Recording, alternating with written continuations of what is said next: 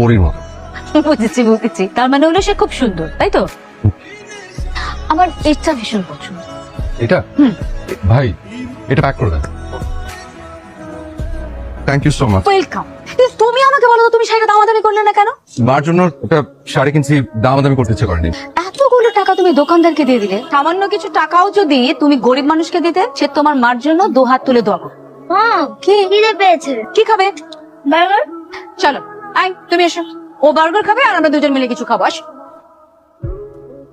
জানে তো হলো না, তোমার মার জন্মদিন কবে? আজকে? রিয়েলি? হ্যাঁ, তোমার মাকে আমার জন্মদিনের শুভেচ্ছা দিয়ে দিও। কিন্তু জানেন না আজকে যে জন্মদিন, এটা আমার রিয়েল জন্মদিন না। এটা আমি অনেক গবেষণা করে বের করেছি। মানে কিভাবে?